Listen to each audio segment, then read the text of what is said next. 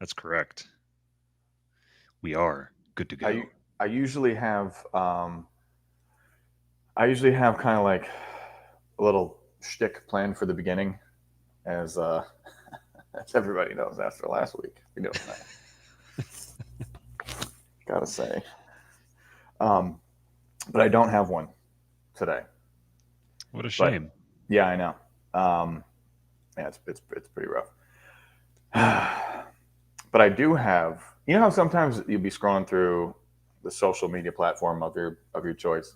Let's say Facebook, for example, and you'll see like a post of like a person who you're friends with on Facebook, but you're not.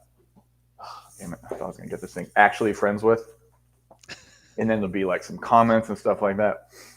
It's just kind of interesting. So I saw it was the first thing this morning, and one of the comments was I wonder what the original post was. Let's take a look.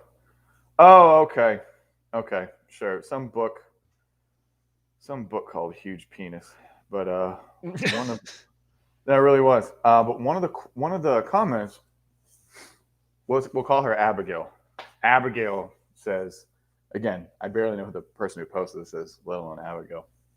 But hey, all things in moderation. I had to break it off with a perfectly nice guy after seeing what he was working with and telling him that thing was not coming anywhere near me. And then he cried and told me no one wants to date him because of it. Every man's fantasy, and for him, it is a curse. And I was just like, oh man, I'm barely friends with this person, let alone like a friend of hers. But so I jumped in the comment, and I just said I just want to publicly apologize to Abigail for crying like I did.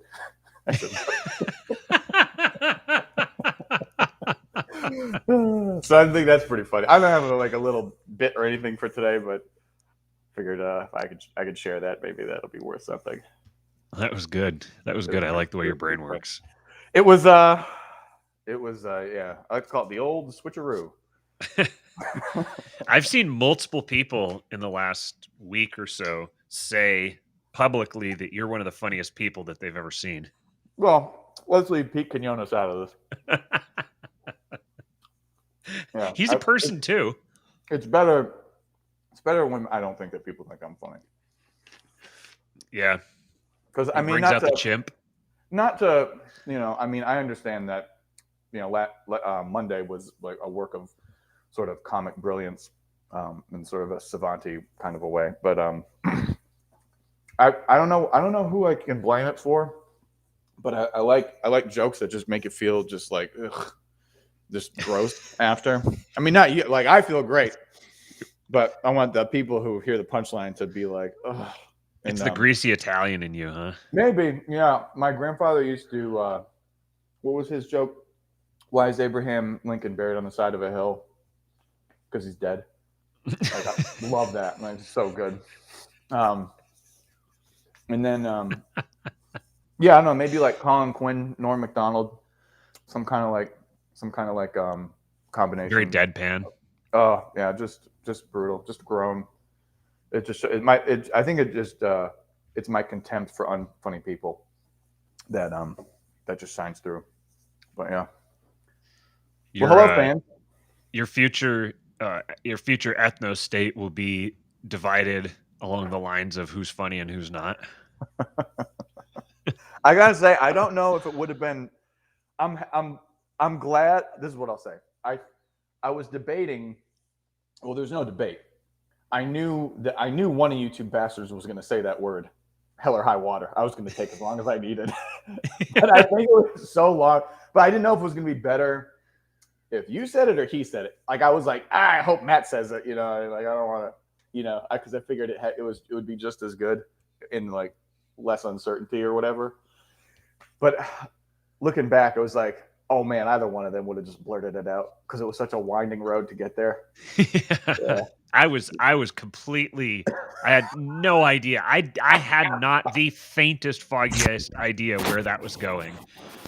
And then I said it and it wasn't even it took maybe 2 or 3 seconds after I said it. I was like, "Oh god damn it."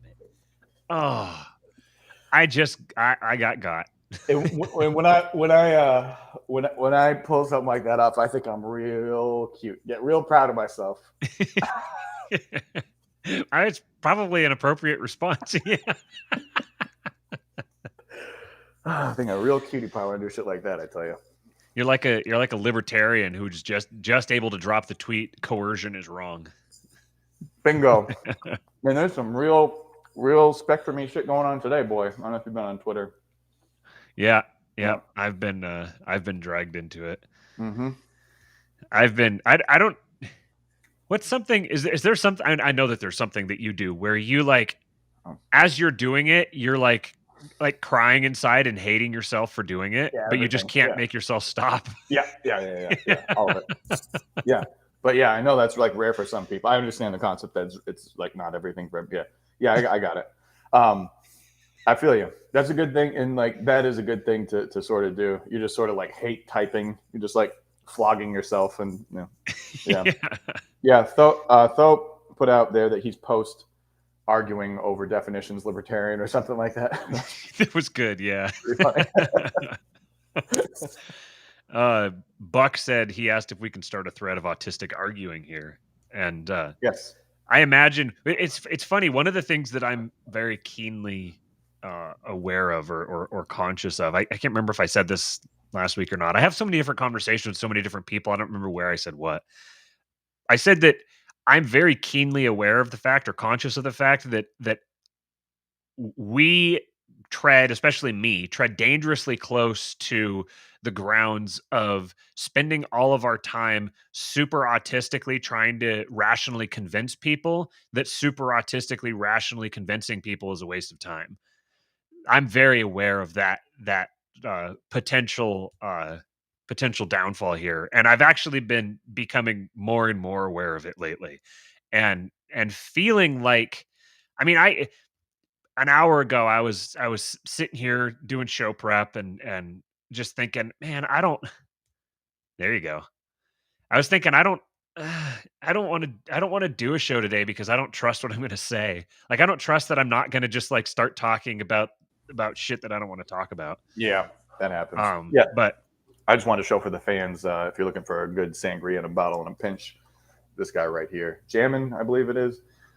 Yeah. Where do you get it? Why would you just autofocus? I'm leaving it here for the whole episode. There you go. All right. I have, to be fair, it's a fantastic camera. I have it set to like never leave anyone's face ever. Like you can like change it to like, it's just like if you even think about focusing on something that's not someone's fucking face, I'm gonna throw this $3,500 piece of shit out the window. I love it. Such a good camera. But yeah, I got it at a co-op. I do a lot of. I don't know. Is it based to go to a co-op? It's probably not. Maybe it is. I think it is. Not this co-op, I will say. Okay. You know what I mean? It's one of those. Yeah, it's like yeah, it's kind of, isn't it kind of interesting how like some of these political cultural things like are having this kind of like overlap, where I used to go into a co-op pre-2020 and just be like, man, I can't believe I'm doing this, you know, just like this hippie shit or whatever, but hey, the food's good. And like, you know, now it's just kind of like, yes, co-ops are the way of the future. But yeah, it's pretty delicious, I'll say. Yeah, you get some pomegranate seeds or some mixed fruit, throw it at the bottom, and be fancy pants, Stevie Boy style, fancy trash. Man, Amy made just absolutely fantastic tri-tip roast yesterday. Ooh. That man, I've it's been a little while since I've really just kind of sat down and just gorged myself on beef. And I did it last night and just absolutely loved every second of it. It was very, very good. And I'm sitting here thinking about like, is this, am I partaking in something that will very soon become something only a select few will be able to partake in? It feels that way. Yeah. Yeah. What Matthew's trying to say here, folks, is, you know we have a strong contingent of female listeners, and the way to a man's stomach isn't, or in a heart is, in fact, there was no fucking tired. God damn it. Yeah, that's what he's trying to tell you, ladies. We see the demos. We know we're 60-40. Not going to tell you which direction, but there's a I healthy mean, amount of women out there. we've got Natasha in the chat right now. Hey, now. We've actually got a girl in the chat. That You should cook, prove to you Natasha? that we have a healthy female demographic here. That's right. Representation matters. Yeah, let's go, Brandon. Okay. Well, I didn't know what that was about for the longest time. I mean, let's go, like, Brandon. yeah, Yeah. I wanted to see how, and I wanted to. I was biting my tongue, not telling anybody, but like I wanted to see how long I could kind of go without knowing what that meant, and I went pretty far. At some point, it became sort of ubiquitous and kind of obvious to put it together. But I don't know the origins of it still to this day, and I couldn't be happier. You're kind of like being an anti-hippie, sort of. All right. I wonder what an anti-hippie is. My first thought was a boomer, but then I was like, well, no, because the original hippies were boomers. Mm-hmm. So I don't know if you could be an anti-hippie and be a boomer. Well, if you can, I'm gonna figure it out. Yeah. Don't blaze the trail. Okay, so I called the show today. Here's why the next U.S. president will be a Republican. I just did that just because it's provocative. Mm-hmm. I intend to provoke. There was kind of two different things that I was really thinking about today in terms of stuff I had on my mind, stuff I was thinking about talking about.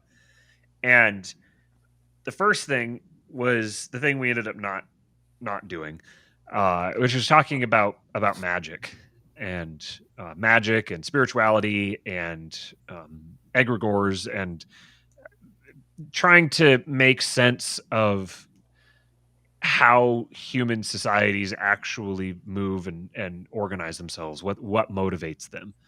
And I decided to save that for another day. I've got a thing on there about an article written by the former arch druid or grand druid or whatever, who's talking about magic and the use that like marketing and advertising are forms of magic. It was a really, really interesting article. We'll go through it again, and we'll go through it at some point in the future. What I decided is that I didn't want to kind of start going down that road because I am still sorting out a lot of stuff in my own mind that I'm becoming very self-conscious about which subjects I talk about publicly, because I'm recognizing the fact, number one, that I that people listen to me, that I can influence people, and that brings with it some measure of responsibility. But I'm also, as I had a big takeaway. A few other people have reached out to me and said they had the same takeaway from our last show on Monday. But one of the things that I'm feeling very convicted on, the idea of simply pursuing knowledge for its own sake and making the knowledge itself the primary goal. And I'm feeling convicted that there's a danger to that, and perhaps it's like the danger.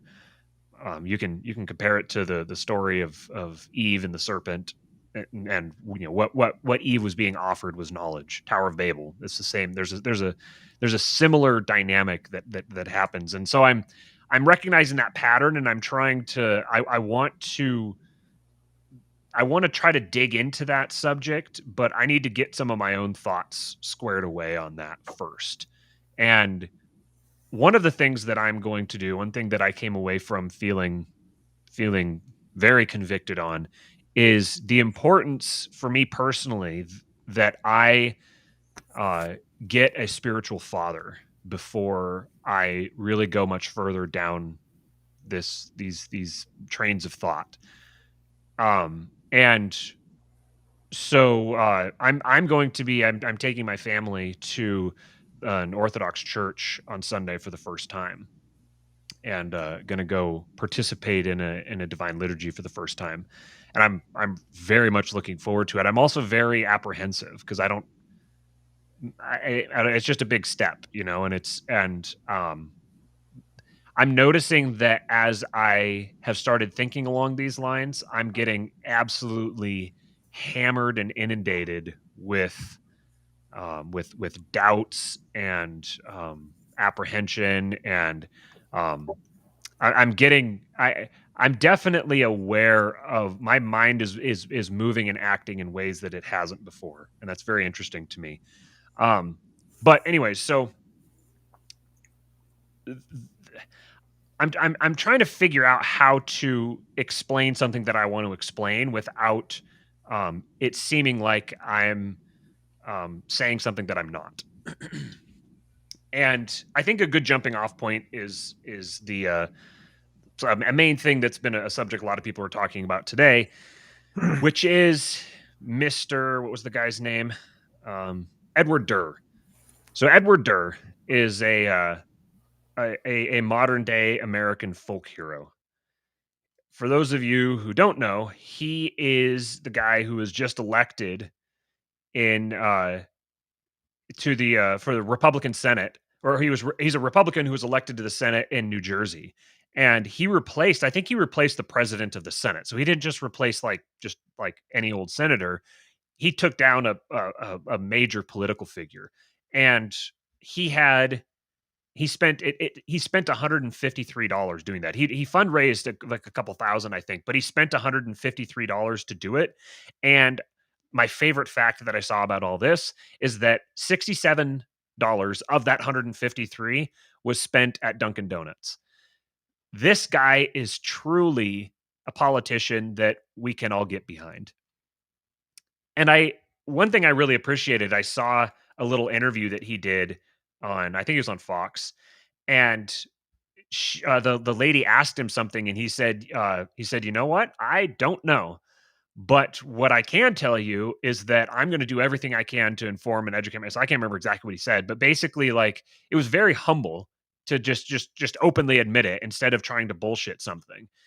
And then he basically presented himself as, you know what? I have no idea what I'm doing here, but because I'm here, I'm going to make the most of it, and I'm going to do the best job I can with it. And so that, just seeing that sort of character in that position, I don't care about all the rest of the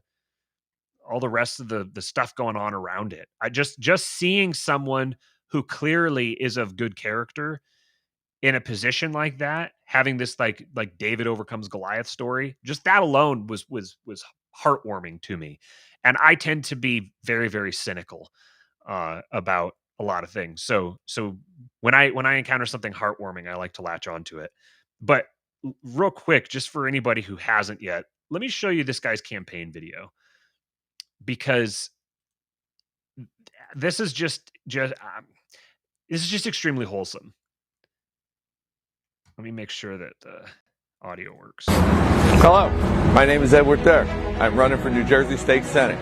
I've lived here all my life, raising my 3 kids. In 2020, my opponent sat by and watched as Governor Murphy forced nursing homes to take in COVID-19 patients, resulting in the death of over 8,000 of our seniors. He remained silent as Governor Murphy, with his lockdown and mandates. Do you have any commentary on the quality of his video production? Yeah, I was gonna say, well, we know where at least $25 went. Forced the closing of over 1/3 of our small businesses, costing New Jersey family thousands of jobs. He has done nothing, as 7 out of every 10 moves are leaving the state, She just got a bunch of placing a heavier burden on those of us who remain. The Senate President has spent 20 years. What I love about this is that every single shot Can you go back to that Zoom? Just play that exactly the same. This one? There was like a late Zoom that I almost fucking placing a heavier burden on those of us who remain. The Senate President has spent 20 Was it further back? I think it was further back. Hey, I just have a quick question though. Do you mind if I just kind of do the podcast like this for like the rest of it? Just he has done nothing. That was it right there. That he has done nothing. That's of jobs. He has done nothing, as 7 out of every 10 moose are leaving the state, placing a heavier burden on those of us who remain. The Senate President has spent 20 years. Every single shot is exactly the same. Higher taxes, increasing debt, and a rising cost of living. We deserve better. New Jersey, it's time for a change. So together, let's end single-party rule. Vote for me, Edward Durr, for Senate.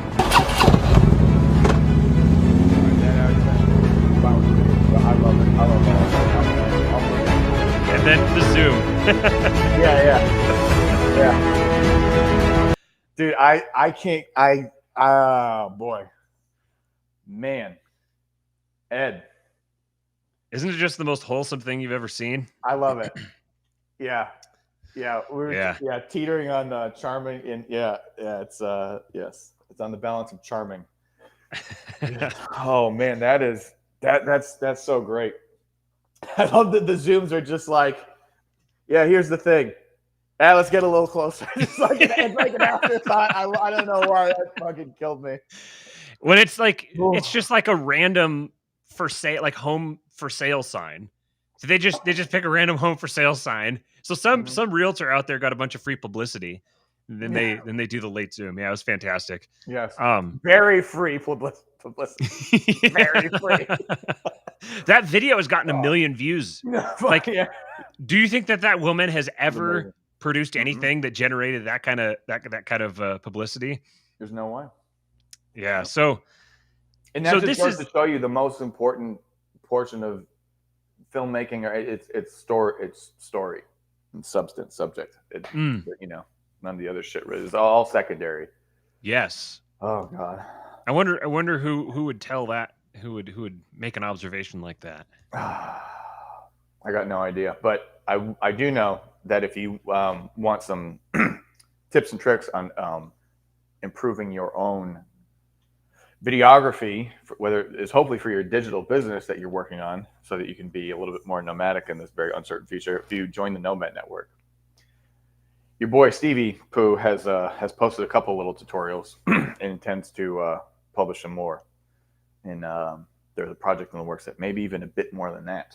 So if you head over to Nomad Network, you can take videos that look, I will say, probably better than the one that you saw, and you can see what, if you have good subject matter, what a not great video can do. Imagine some higher quality production, what that could do for you.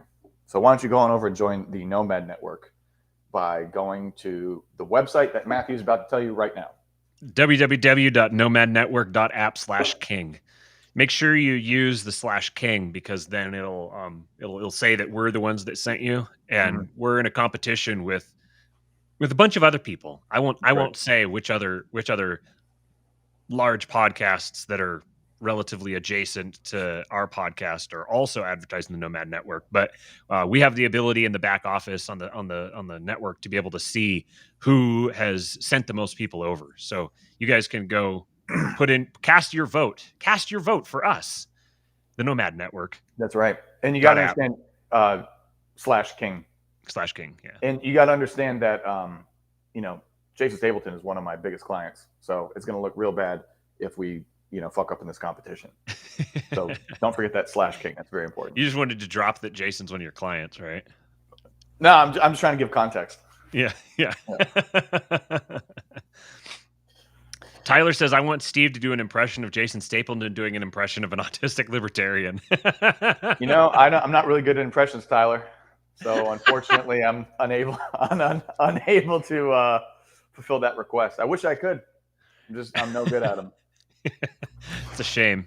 Yep. Might have to go find myself a co-host who can. It happened. My ability to do impressions happened right around the time that I got hired by Jason Stapleton. It's really funny. How that works. Yeah. This is also a very good opportunity to tell you about one of our other sponsors. And so in this case here, what? Is there ever a bad time? No, there's not. Yeah. Never. There's never a bad time to talk about the GOP Mises Caucus. So you saw what that guy accomplished. That guy took down a legitimate political player, and it cost him $153.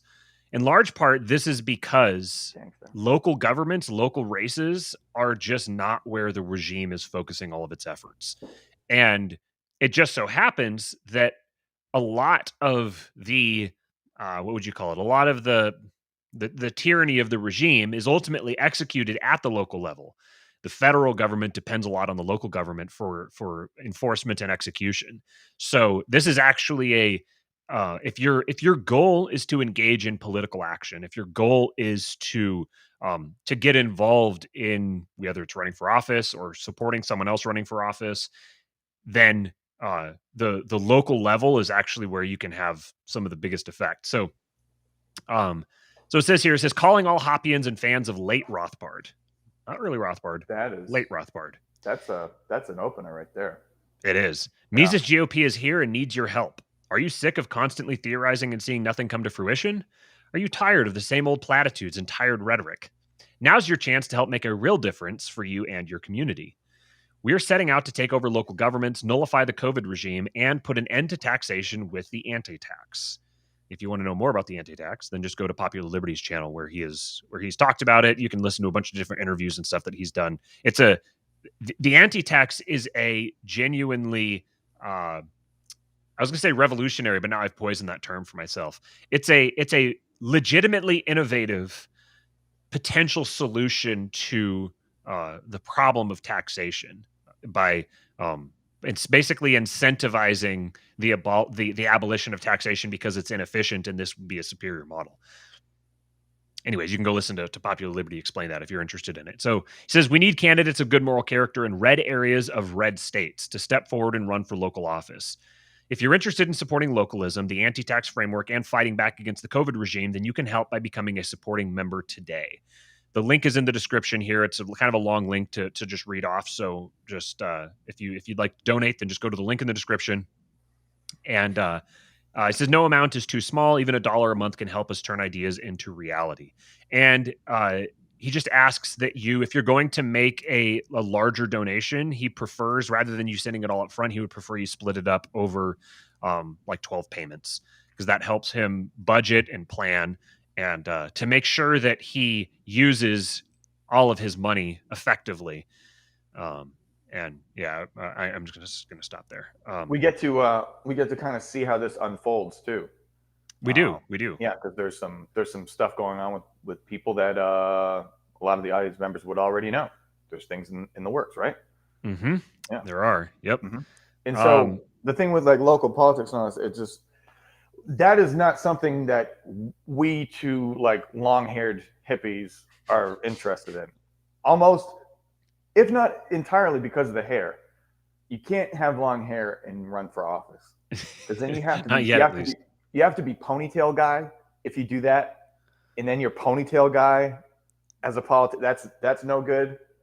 That's a good point. I hadn't thought about that. We can, yeah, but I mean, you'll see. There's like a libertarian guy out there right now running with a ponytail who like commented like on that tweet I had about, is there any dollar amount that will put this discussion about the NAP like out of existence? And he kind of, I guess, sarcastically replied that as a whatever he was running for, he would see to it that there was no more discussion about the NAP and stuff like that. And it's just like, it seemed like a nice enough guy, long hair and running for office. You cannot trust any man with long hair. And not, I mean, definitely not in that you just can't, like, you can't run for office with long hair. So we're basically, what I'm trying to say is, on top of the fact that we have no interest in it and we're not like, that's just not our thing, separately and together, I think we agree that we need somebody working on it. Right. You know what I mean? I want people focused on that. I don't want breathing room. I don't want just bad people running for local office. Right. I don't want, like the regime isn't paying attention to it right now because it's full of bad people who are just going to acquiesce or not do anything. They're just there to cash a check and to get a check and to just to flex what little power they think they can exercise there. So I very much want people who are involved in local office. I want people who are specialized for that and people who are interested in it. I want them to do it, and I want to support them, and I want to facilitate that in whatever way possible. I'm not going to lie. Watching all these results come rolling in over the last couple of days of the most recent election cycle is very gratifying to me. It's good. It's good to me. It's not that I care so much that Republicans are being elected. It's that people are electing Republicans. Yeah. That's what's and it's not that people are electing. It's not that I like that people are electing Republicans because I like Republicans. It's that what they think people Republicans mean. Exactly. It's what Republicans aren't. It's there when they're electing Republicans, they're saying no to something, and I want to see people saying no to that. I want there to be a concerted, forceful way in which people can say no to those things. Now, that doesn't mean that you're preventing them. That doesn't solve the problem. You need more than that, and that's partly why when people say that we're going to like divide forces, we need to like everyone needs to be focused on their own thing. That only works if everyone is focused on complementary things. It doesn't work if people are focused on antagonistic things.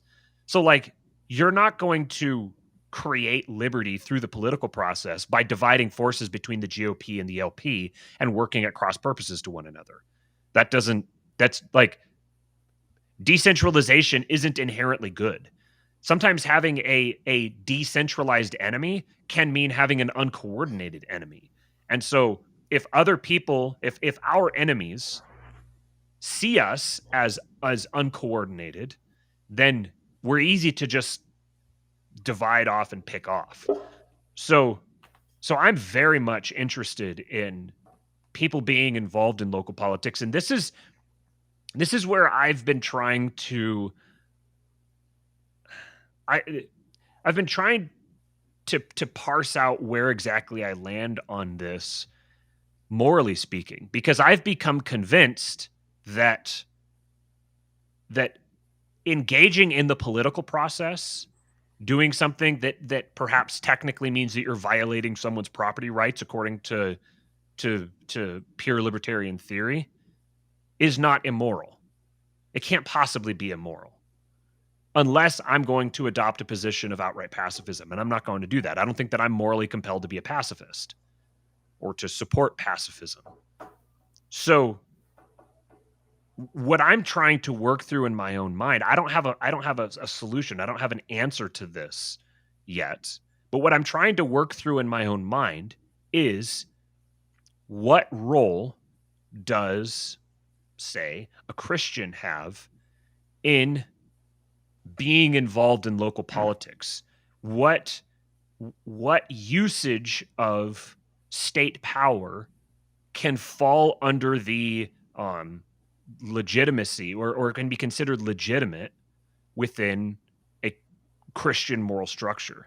And I know that there's plenty of people who will just outright, plenty of Christian libertarians who outright say it's immoral. It's fundamentally immoral. But it can't be, and it's difficult to know.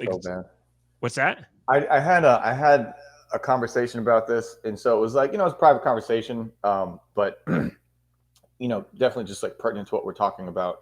And so I don't know when I was talking to him if he's just kind of like meeting me where I was at. But man, talking to Father Turbo about a lot of stuff like this, God, I would love him to like take on this question. We should have him on. We should ask him. I know. The man has his own podcast now, let alone would go on podcast. So like I'd be less hesitant about like asking him, but I wouldn't say too much about it. I guess it was I was kind of proposing the idea when it came to like voting, and he was I kind of like made the case for basically somebody who said, participating in this is wrong and XYZ, right? All the typical stuff that you hear all the time. And, he's like, yep. Yeah. He's like, yeah, you can say that. So then I said, okay, well, what about presenting the idea that, if Trump gets elected, I think less people would die in the Middle East. And, I think they're going to go ape shit when Biden gets in there and blah blah blah. And he's like, and so it was this, very classic, like, yes. Yeah, more yes and yeah. So Yeah. and again, I don't know, that very well could have been him just kind of like meeting me where I was at or whatever. But it would be really interesting to hear his thoughts on it. And you said something about decentralized movements being disorganized, and like I think the whole thing, with this particular decentralized demon structure that we're like dealing with, is that they are spontaneously coordinated, and like Yarvin would go into that, in detail. But that's why you need to fast and pray, because we are not inherently going to be spontaneously coordinated. But yeah, you can put yourself in some kind of alignment. You can make sure that you're trying to come from the best place possible. That's the only. I think that's where Christianity maybe comes into play. Is like keeping that kind of alignment, whether you are a Christian who is supposed to be. Clearly not supposed to be in politics. Matthew obviously is not either, but I think someone is. Yeah, I would have to imagine that someone is, and I'd really like to. That's really what I've been wanting to sort of like pin somebody down on here for the past month or so. It's just like, okay, when we exist in this world as such, what is the proper way to. There's a quote by Carlyle I ran across, but it was basically saying that we're all, soldiers of God, doing the work to, doing his work on earth. And it's like, okay, what kind of work are we supposed to be doing? Where's the limits? And it's probably not a short answer, but I would love to talk to somebody about that. Mm-hmm. This is kind of where my mind was going back when early on, when we just, we had like 3 or 4 people that would be watching live while we were talking, and we were just kind of like meandering through stuff. This is where I was really interested. I feel like getting involved in commentary on party politics is it's so addictive. It's so easy. It just appeals to like this, like it appeals to the chimp in me to get involved in talking about party politics. But ultimately, when I am out like walking my dog in the evening and just letting my mind wander and thinking, which is when I start thinking about things that I go, that's what I want to talk about on our show. Those are the ideas that I want to explore. Because for me, all of this is all of this. Like, I don't see it as this is a place where I come to go like tell other people what to think about something or like teach stuff to other people necessarily. What I'm trying to do is I'm trying to start a conversation with as many people as I can, so that I can try to solve problems that I don't currently have the available knowledge or information to solve. And sometimes I'm going to go out and like search for it and find that information. But then sometimes I don't even necessarily know where to search or find. Like I'm looking for other people's intuitions. So the best way for me to do that, I found, is to, Steven talked me into having a podcast, and I was like, this actually works well for this. Works well for like thinking out loud and like making a case for something and then having other people poke holes in it. As I said, Matthew, you should have a podcast. Producer Mama Messina came through here and says Durr said he entered the race. Is a little bit of a callback here. After being denied concealed carry permit despite having a clean record. State campaign finance records filed October 27 shows that the 3 candidates, including Durr, raised more than $10,000 during their first campaign, but they spent only $153, $66.64 at Dunkin' Donuts to buy food and drinks for the staff, and $86.67 for paper, flyers, and business cards. That's great. $0 on video production. I guess his nephew did it. Yeah. Maybe he did it. Like maybe he just set up a He set set up a on a tripod, but Yeah. it was windy. Yeah. Oh, that's funny. Yeah, anyway, so when I'm out walking late at night just thinking about stuff, like I don't put any thought whatsoever into all the stuff related to the LPMC and to the Libertarian Party in general or the GOP or anything. Like I don't ever think about those things. My Where my brain is hung up right now and what I'm trying to work through is number one, I'm very much studying into Orthodox Christianity now, as basically everybody knows. So I've got several books on that I'm listening to while I'm out there. But ultimately, I had when I considered myself an ANCAP, I had a coherent theory of property that was rooted in an understanding of a conception of the individual that I no longer have. I don't have that conception of the individual anymore. So now I'm trying to develop a theory of property, kind of not formally like that. I'm just trying to think of a um I'm trying to fill in that space. I'm trying to fill in that gap. Like I recognize that politically speaking, libertarianism is defunct. It just doesn't, it's completely bankrupt.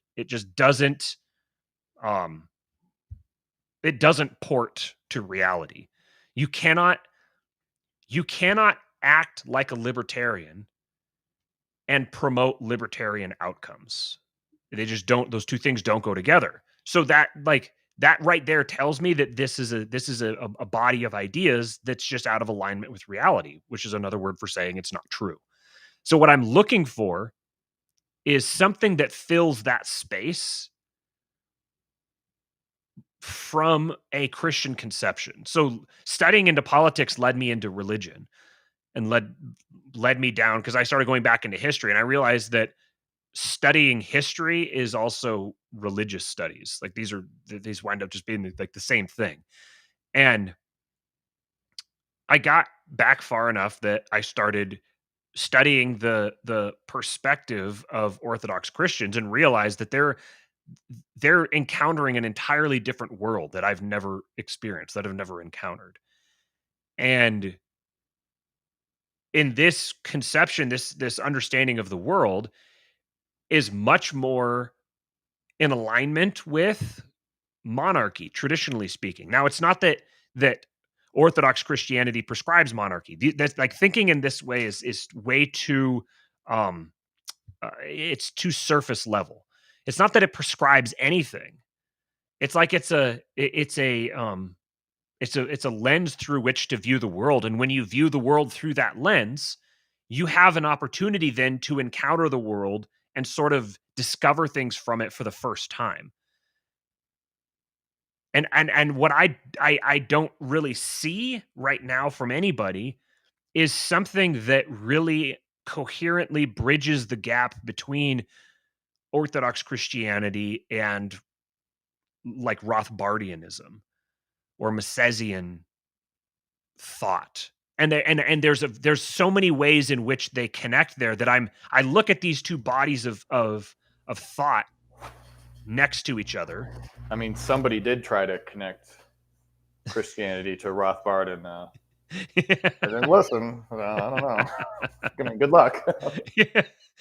it these things, the I see two bodies of ideas that putting them together will create a whole new body of ideas. And so this is like a space in which, like, if people start thinking about and talking about things in this way, it's gonna revolutionize the the philosophical basis of Western civilization. So that's the realm that I'm trying to get into. But what I'm feeling very cautious about right now is that I'm very hesitant or worried that I will stumble into an area where I'm inadvertently trying to add to the gospel. Maybe that's one way of saying it. That I'm basically trying to innovate theologically. And I definitely don't want to be trying to conduct theological innovations in the vicinity of Orthodox Christianity. I don't, yeah. So this is I'm trying to explain kind of some of my hesitancy here. It's not that um I have many things to say. It's not that I don't have something to say. It's that I don't know what I can say without immediately regretting saying it. But when I with that all being said, when we're having conversations with people, when people are talking about the post-libertarians, I keep hearing stuff like these people are they're advocating aggression, or they're advocating initiating aggression against people, or you know, these are all like watered down versions of like he's a fascist, which, if someone calls me a fascist, I don't care. Um, what'd you say? Hell yeah. But things like, oh well, what they believe is they believe in taking over the GOP, or like, they're a bunch of Republicans or something like that, and I'm like, if that's the image that people are getting of me, then I'm I'm either saying the wrong thing or I'm not saying enough of the right things, because that's 100% not the perspective of myself that I have. I do not see myself as a like, I don't identify myself with Republicans in the slightest. And in fact, I'm very skeptical of identifying myself that way, period, because of what I'm anticipating coming down the road. And that's what led to the title of today's show. Here's why the next US president will be a Republican. So I see all of these people who are talking about the this Republican revival. They're saying, oh, people are rejecting the regime. People are fighting back. People are fighting back against wokeism. They're fighting back against critical race theory, yada, yada, yada. And people like, this is a white pill. We're on the upswing. We've bottomed out and now we're finally on the upswing. And then I see people on the flip side who are like Charlemagne, for example, who are saying like, this isn't a win. If you think this is a win, you're a sucker, because there's like, this is only a win on the surface. This hasn't actually redirected anything. This is going to radicalize the regime, and I agree with both perspectives.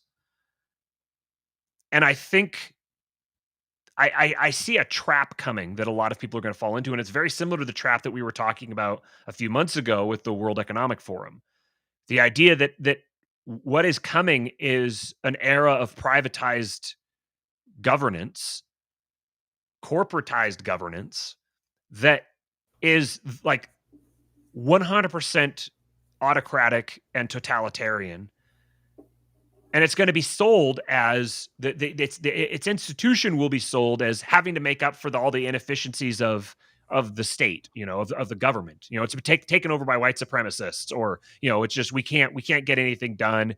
We can't give you all of your free college because look at all these upstart Nazis who are taking over the government. That sort of thing is going to whatever lead situation presents itself at the time that can be useful. Exactly. Because this is the nature of the regime. That was like King Pilled episode 6 or something like that. Right. So basically, keep your eyes peeled for Charlemagne's article in the next coming months that says the same thing. Just kidding. What you guys should do is, if you'd like to have Charlemagne come on the show, where we'll ask him 0 questions about his foreskin or lack thereof, you should tweet at him. Have him come on the show. It'd be so fun to talk to Charlemagne. So if you'd like to see us talk to Charlemagne, why don't you tweet at him? He's probably in the chat right now. How's it going, buddy? I'm just waiting for him to comment. Yeah, I can't handle it. He's so funny. But yeah, I think that it'd be a really great person to talk to about the implications of this and like where it might be going. And I'll shut up. I'll just sit here and watch Matthew and Charlemagne talk. To be honest with you, I'll just sit and listen to him. You know, he can carry yeah, the conversation. exactly. Yeah, He's certainly it's his whole YouTube channel. yeah. Yeah, he doesn't. You just press his go button and he just goes. I'll press. Those are good people to know. Just kidding. So I told Steven before we went live that I'm kind of I wish that we would have done this episode like a little while back, so that because I was thinking all of this stuff then, I just wasn't talking about it, and so then I could look back and like prove how like all the great foresight that I have, and I could use that for marketing and branding. Anyways, so Mastradamus. Yeah. What do you feel that you haven't touched on, Matthew? Because I feel like you've you're saying what you're about to say now? What I'm about to say. Yeah. Yeah, Okay. Yeah. So I'm expecting that I'm confident that the 2024 president is going to be a Republican. And the reason that I'm confident about that is because if I was the one who was the the puppet master who was holding the strings of the regime, the hypothetical entity, that is directing everything, to maintain the stability of the regime as long as possible, you need to maintain its legitimacy. And now, leaving aside the possibility that in the next 2.5 years, things could just go completely, absolutely like ape shit, everything could collapse and fall apart, and volcanoes could shoot off, and the west coast of the country could fall into the ocean. Leaving aside the possibility of something like that. Hey, if only, am I right, guys? Landed a fruit and nuts over there. Yeah. Hey, how about this? Good riddance to bad rubbish. Also, if you're looking for something that unites sort of, that philosophy and like Christianity, dude, Christian conservatism, all roads lead to it. Give it a try. It's the best. Yeah. Come on over. The water's fine. I wonder if Charlemagne identifies himself as a Christian conservative. That'd be an interesting interview question. All right, sorry, go ahead. It'd be great to ask it in a really leading way. Like, so why is it that you identify yourself as a Christian conservative?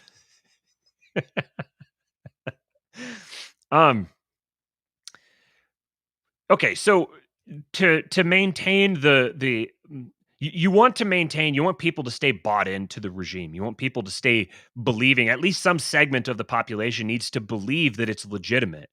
Because the minute that you get a mass of the population that sees themselves as governed by an illegitimate regime, who genuinely believe that, who don't just, deep down, and they're not just saying it to be provocative, and deep down inside, they're kind of like, well, I know, it's just kind of like, there's a fail safe, we do this thing, and they'll kind of fix it and solve it, but I'm just mad because the other guy's elected. Like, no, like the people who genuinely are confident that they are now living in an occupied territory that's occupied by a hostile power. As soon as you get a mass of people who believe that, the society the chessboard is getting flipped. So there's a strong incentive for the regime to give the impression of moderating. The people who are at the top, their goal is to turn the plebs into a mass of batteries powering their transhumanist machines. That's basically the goal. The goal is for the transhumanists at the top to turn everybody else into the fuel for their lifestyle so they can explore the stars. And so they're creating a society where they can maintain absolute control of the finances and the political stability of the country to ensure that they can plan and do whatever they need to do in terms of mastering the universe. We're headed into a like an explicitly like a true return of serfdom. That's the trajectory. But the thing is, if you could choose between having happy serfs and having unhappy serfs, you would rather have happy serfs. You want people to invite themselves into serfdom. You don't want to put them there with an iron fist. That's like the last resort. So there's a strong incentive to avoid the appearance of a one-party state. There's just a strong natural self-preservation incentive for that. So my expectation is going to be that because political sentiment is genuinely turning against the old heads of the regime itself is going to start morphing. It's going to start evolving into a reaction to the excesses of wokeism. And this is going to be under the auspices of keeping the adults in charge. Like, these people have lost their minds, they're out of control. We need to keep the adults in charge, and we need to return to sane, sensible leadership. And there's going to be a lot of rhetoric echoing things like very noble statements about patriotism and the love of country and that sort of thing. You could think of as a parallel would be like the country coming out of World War II, because we're going into a crisis. We're going into a fourth turning crisis like World War II. And eventually we're going to come back out of that. Unless you think this is the end of the world, eventually we're going to come out of the crisis. And so I'm thinking about what it is that's going to take us out of the crisis. And it's not going to be something like where all of a sudden magically the GOP is just completely taken over and by radical libertarian patriots led by Ron DeSantis. They vanquish the forces of evil and rule over a new land of prosperity. That might be the narrative that they sell. That might be the mythology that they operate within. But ultimately, I believe that the nature of this regime is that I had a tweet recently. Let me see if I can.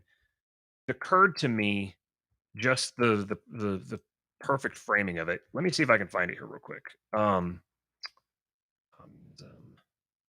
I just want to go on record that I publicly would like to disagree with Matthew. I do think that Ron DeSantis is going to lead a new generation of Republican chads to undo all the evil that has been instilled on us over the past since March of 2020, and even before that. We're not taking any mess. So you try telling that to the Florida Army. I'm stalling because I want Matthew to find this. I appreciate that. Okay. I can't. I just retweeted it for myself just recently. Bill Bishop has I came back across it. Whatever that's so you just take that into account. It was something about how you can't. Let me see if I can find it under footprints. I don't remember where it was. It was something about how that communism is not. If you imagine yourself going back into history and looking at, like, you're trying to trace an ideology through history, communism is one that you're not going to see its footprints necessarily directly in the snow. You're going to see the footprints because it's that's what it was. I said it's a parasitic meta ideology that piggybacks on other ideologies. And so you recognize communism in the patterns, in the footprints of the ideologies that communism is riding on the back of. That was kind of I had it phrased in a much more compelling way than that. But so there's a really good show that I would recommend to people. I don't know. I can also see anyone who watches this not liking it all. It's called Behind Her Eyes. But I think you should watch that show with what Matthew just said in mind. I think it's a fantastic metaphor. Behind Her Eyes. Yeah. What's it about? Oh, so much, Matthew. It's a psychological thriller. Okay. Yes, and I have no short-term memory, so I barely remember anything about it, but I know it was good. Do you think it was related to this? Yes, your quote about communism, absolutely. Okay. Yes. Interesting. All right. So,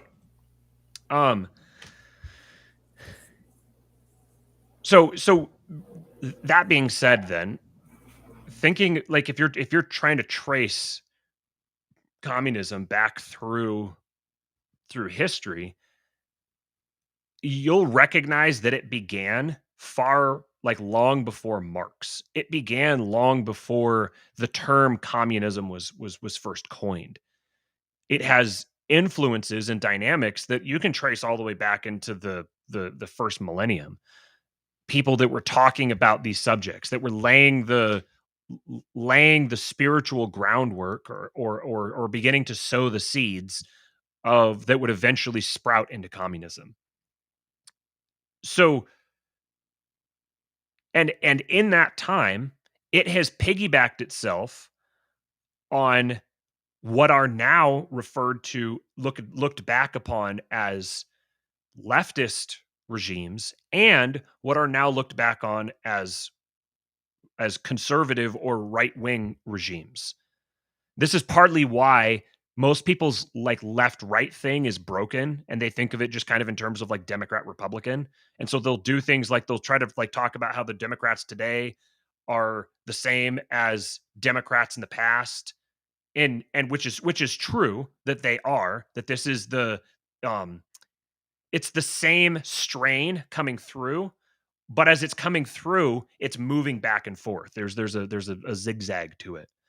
Um and I realize that we're talking about this very abstractly. So if you're not tracking with this, forgive me, my apologies.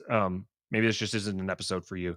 But I'm trying to get this out now because I want to build on some of the stuff that I'm trying to work through out loud here today. So my expectation is that the GOP is going to become much more of a honeypot now than it has been even in times past. And that we're likely moving into, every time there's a fourth turning, basically, I think every fourth turning in American history has killed off a major political party, and a new one has risen up and replaced in place of it. And what I'm starting to kind of suspect is that we're entering an era where the Democrat Party is going to collapse and be crushed. And I don't know exactly what's going to replace it, but I think that we're at a point where the elite class is going to start making significant moves, significant jumps in one place or the other, and rearranging themselves in kind of a like everything happened gradually and then all at once sort of a thing.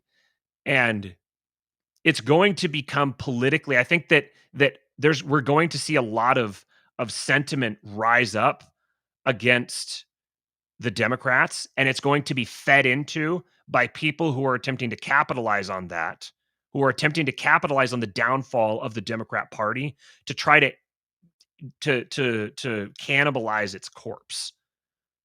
This is the kind of just like an intuition. It feels like this is where we're headed. And to a lot of people, it's going to look like a very good thing. This is going to look like, wow, a total revival. People are going to get really swept up and caught up in it. And I think, and I see in myself the vulnerability for that I would be caught up in that. That's why I'm trying to get this out and think about this here now, because I don't think that simply defeating Democrats in elections and replacing them is going to be a solution.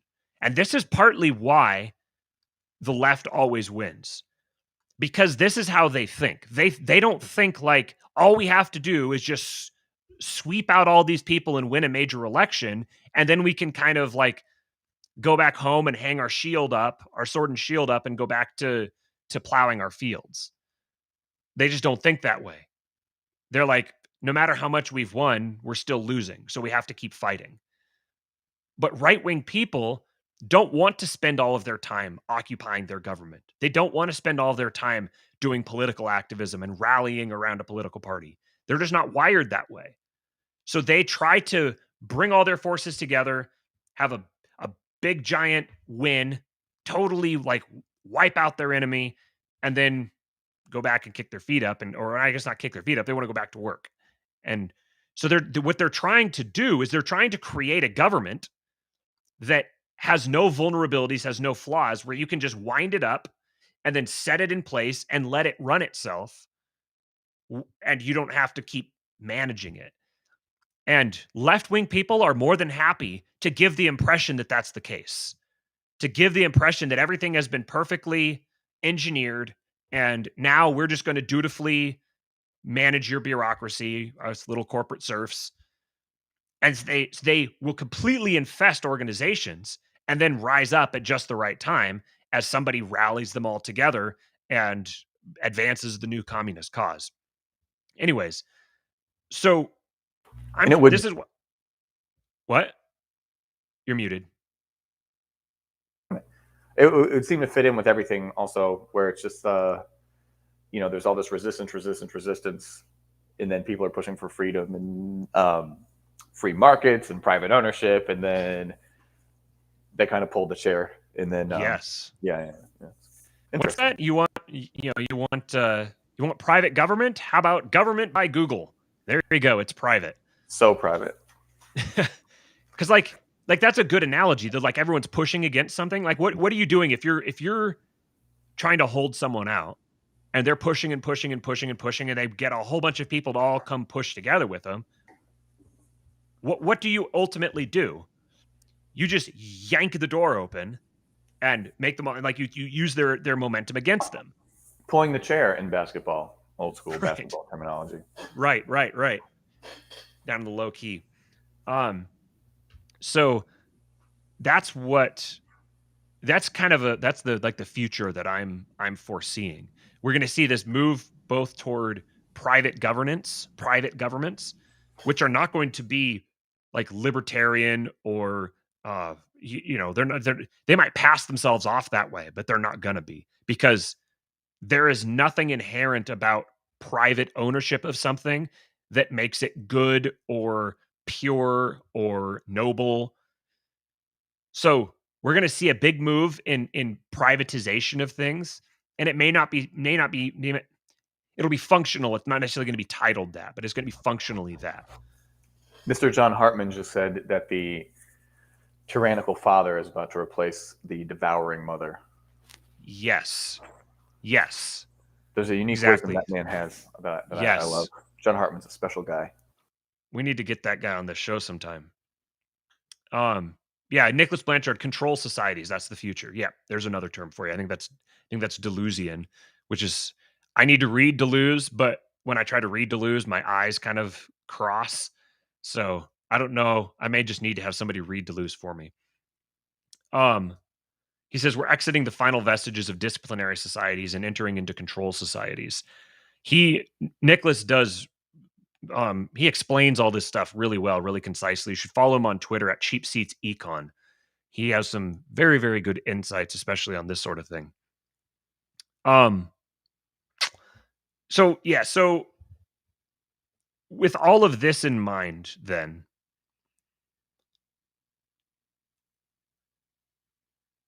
I think that I want to try to caution people as they're moving forward, as they're deciding how to engage in whether they're going to engage just purely in the market, just running a business, operating a business, or if they're going to be getting into politics. I want people to get into local politics, but I want the right people to get into local politics because of this dynamic that's coming. I think that there's a people try to look at the I say people because I used to do this. I do the same thing. They see these sorts of things as kind of like all or nothing. They're very totalizing in the way that they decide, like, well, am I someone who gets involved in politics, or am I someone who doesn't? I'm apolitical. I don't get involved in politics, or I do get involved. There's these kind of like arbitrary like dividers that have been put into place that I think they lead people into doing and acting and saying very weird things. If you as you're pursuing your whatever your life or career, or you're trying to promote your own community, whatever you're trying to do, if in the course of that it becomes clear that you need to change something about your local political system, then you should change something about your local political system. That doesn't mean that you're, oh, I'm someone who gets involved in politics. That doesn't mean that's your identity. It means as you're engaging with the world around you, here's this thing that presents itself. Here's a problem that you need to solve, and this is a tool that you can use to solve that problem. How you use that tool is another question. That's another debate that can be had. But rather than people identifying themselves as, oh, I'm someone who gets involved in the GOP, or I'm someone who gets involved in the LP, or I'm someone who doesn't get involved in politics at all, these are just false categories. They don't necessarily need to exist. So if you, in the course of your life, need to get involved in politics, then you should get involved in politics and solve whatever the problem is. If that's the only way of solving the problem, there's nothing wrong with running for local office. Like someone will say, well, your salary is paid for by taxpayer dollars. Yeah, well, somebody's salary is going to be paid for by taxpayer dollars. That's going to happen. If you want positions to stop existing so people are not being paid for by taxpayer dollars, the only way that can ever happen is if there are people either in those positions or in positions above them who are motivated to eliminate those positions. That's the only way it's going to happen. So, yeah, somebody has to go occupy that position. So someone has to do it. The question is, are government roles going to be explicitly occupied by people who will abuse them, or are they going to be occupied by people who won't? It's not immoral to have a monopoly on the use of force. It's immoral to abuse a monopoly on the use of force. And that's an area where libertarianism just doesn't get it right. Because their spiritual presuppositions are flawed. They're axiomatically unsound. But that's the other show. We're not going to do that show. I've got to stop myself from doing that show because I really want to do that show.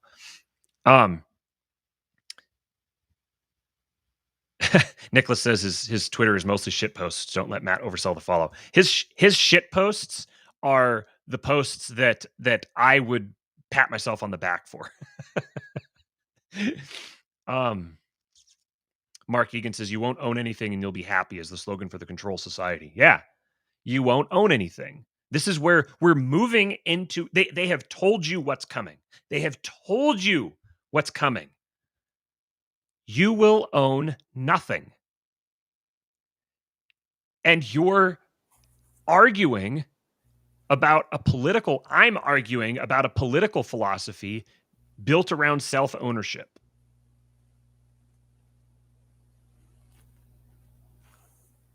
They told them that people told these people that power rests in those who own property. So those people went and took all the property. They bought all the property. And now, the people who facilitated that process will be the ones who are late to identifying them as tyrants because it was all voluntary. You've got to have a view of reality that actually reflects reality, that actually is engaged with reality in any sense. Because you can't afford to not engage with reality at this point. Things aren't going to get better on these fronts. They're going to keep getting worse. Things are going to get more unstable. The conception of human rights that we all kind of have innately in us, future generations aren't going to have that. We're evolving. Yeah, right. the human race is evolving. It's moving into a new era. If you start like if you assume that society began, I don't know, before 1750, and you start just going back and reading the words and thoughts of ancient people, they lived in an entirely different world than we do. And they lived in the same world that we live in. They perceived things that we just do not perceive at all.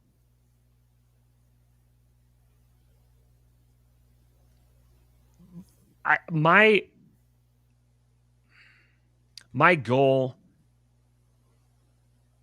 is not to motivate people to get involved in political parties. It's also not to prevent people from getting involved in political parties.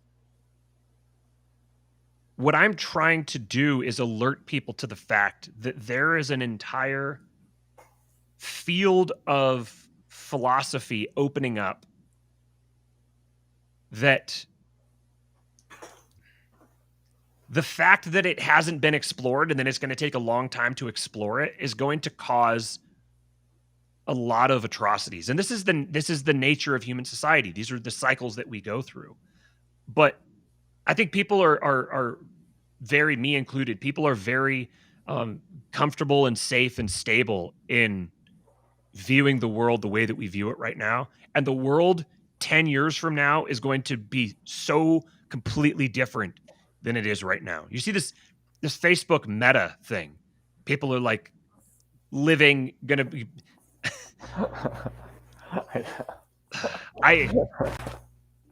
I'm gonna kill myself probably. Just man, get me out of here, you know? Yeah. I'm good. Yeah. I can't keep the shows apart. I can't keep the spiritual one and this one. I can't keep these two subjects apart. Why would you try, Matthew? Yeah, because we've already been here for an hour and 20 minutes. The enlightenment, that's why. Yeah. That's why you try. Yeah. The reason why the next US president will be a Republican is because the enemy at the gates does not think about or view the world the way that most people do. And it's going to take people expanding their conception of reality and being willing to suspend belief in previous dogmas. And people being willing to think about these sorts of issues in an innovative way rather than just trying to use the same old, tired, broken tools. It's the tools don't need, it's not that the tools need to be used more, it's that they don't work.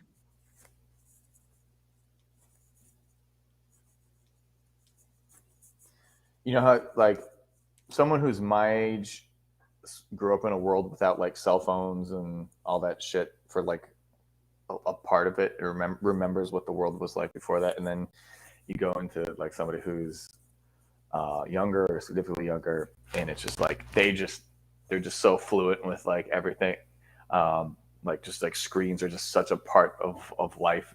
It would be like, I mean, like somebody who, same thing with like cars. Like, can you imagine like not having existing in a world where cars didn't exist, and then all of a sudden they exist, you know?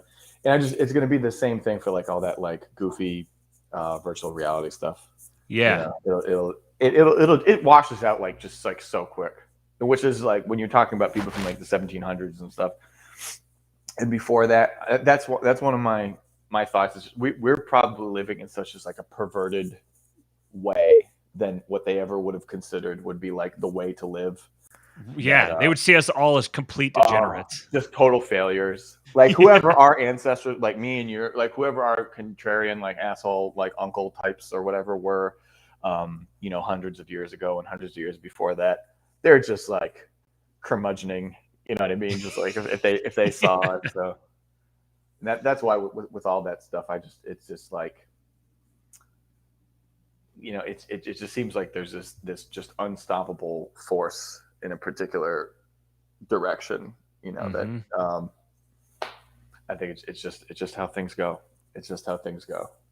But yeah, I think all this my take on the whole you'll own nothing and be happy or whatever. I think it's more like you'll realize that you never owned anything. Yes. Yes. Yes. Yes. Yes. I saw someone bending over. Wait, who? No, were we reading something, or was I listening to something?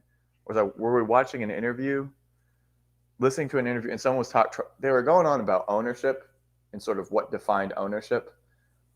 And I not to pat myself on the back too much here, but the chimp thing really fills in a lot of holes. And that's one of them. When you talk about ownership, this concept of ownership, Yeah. what determines ownership, and it's obviously your ability to defend it. Yes. Like with your like imbalance with like someone's interest in you not owning it. Yes. That's what defines it, I guess. I don't know if you need to define it. And we're not talking about a theoretical definition or like how an ideal world would function. We're talking about the way that ownership as Actually a phenomenon in the world actually works. Because yeah, because like someone in the middle of the country is just like, I own my land, and there's certain people who are just like, LOL. You're right. Yeah. What are your property taxes again? Right. Yeah. Yeah.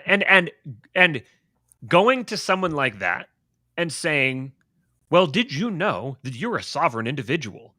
And when you mix your labor with justly acquired property, that sort of theory can serve as a guidepost.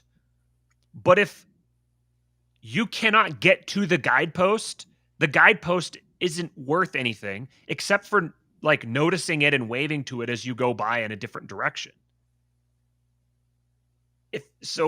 And especially with the incorporation of Bitcoin, and I'm not talking Bitcoin as a thing that you can buy through your phone.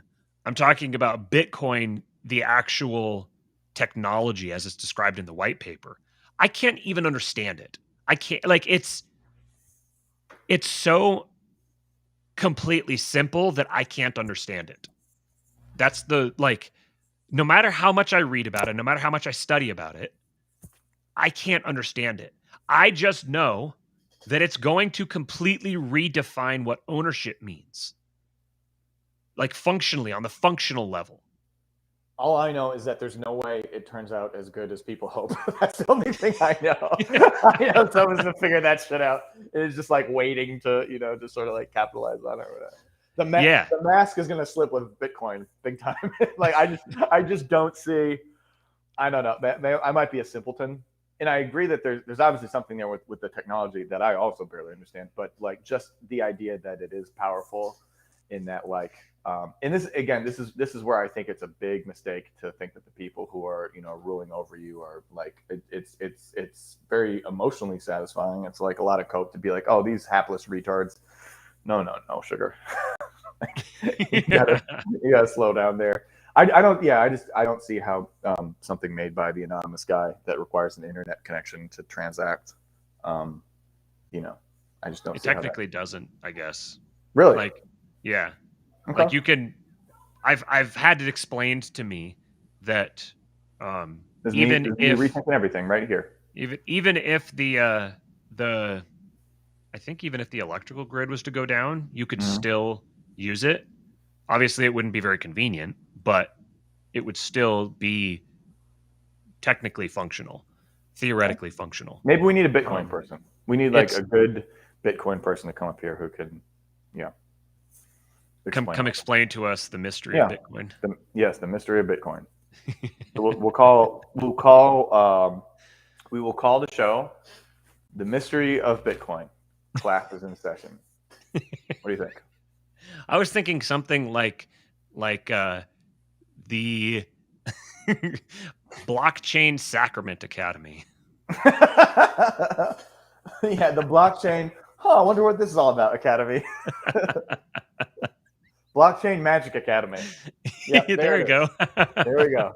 All right. Tune in next week for Blockchain Magic Academy episode. Here we go. Here's exactly what I'm trying to say. Nicholas contributes. Bitcoin solves Bitcoin solves Kantian space-time. Like, I mean, that should make it very clear. Well, I actually know what he's saying. Fucking bad news, Nicholas. I know what he's saying, but if you asked me to explain it, I would just look at you like a deer, just blankly. You always look like a deer. Yeah. You always look at me like a deer. No, that's how I look at you, like a deer. Yeah.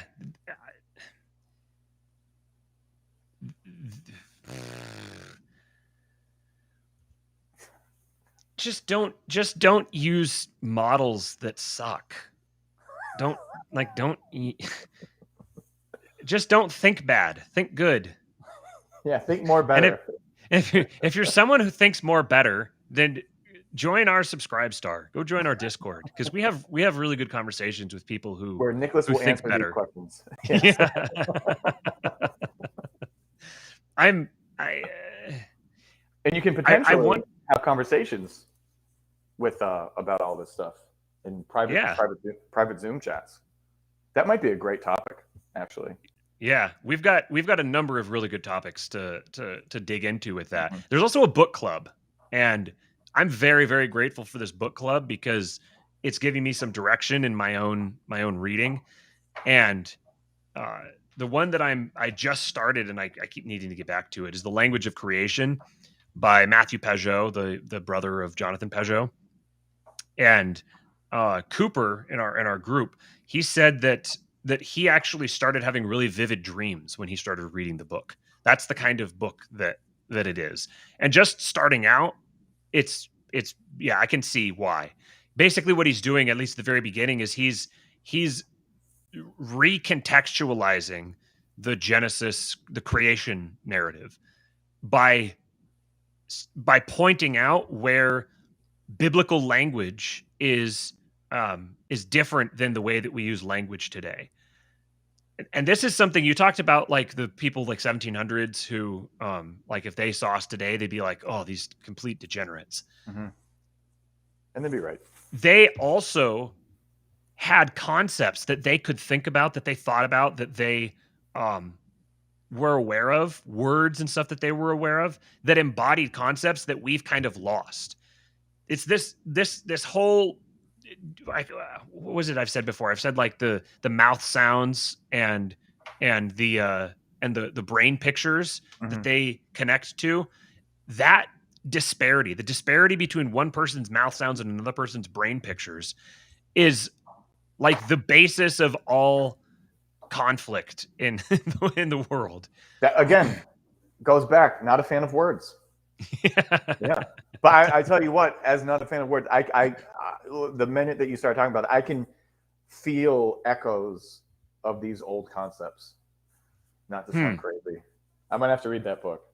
But yeah, I can. Well, like here, I'll give you an easy one. Like in the what's it called when there's like memory in the DNA and stuff like that. Oh, like epigenetics. Yeah. That for these feelings. Yeah, and I feel like it's also what guides me in most of what I do. Like you're listening to the voices of your ancestors. Yeah, without thinking that at all. Yeah, because if I were like think, I would get dreads and I would just be really corny and I would like kiss the hands of girls darker than me and call them empress and shit. We're live. Okay, we're still live. Yeah. Okay, yeah, that's Jammin' Sangria. You can get it at your local shitty leftist co-op. That will probably be a major part of your future. Here's an easy one that he mentions in that book. So this is a thing that's just so. It's another one of these things. It's just so simple that I I don't understand why I didn't see it before. So heaven and earth are things that are talked about, like in Genesis, God created the heavens and the earth. Never heard of it. That so if you asked a generic Western person, what is heaven? You're gonna get some kind of like, oh, it's like a place, where you go and you die, and it's like not here, but like sort of it's just like you're gonna get like sort of the I don't know. But according to the writers, the writer of Genesis, heaven was was the unseen world, and earth is the seen world. So heaven is the world, to use the terms we've used before, heaven is the world of the mystical, earth is the world of the material. So when it talks about God being in heaven, that doesn't mean God is somewhere up behind Orion, somewhere in this area way off out there in the sky. God being in heaven is that God is in the unseen world versus the seen world.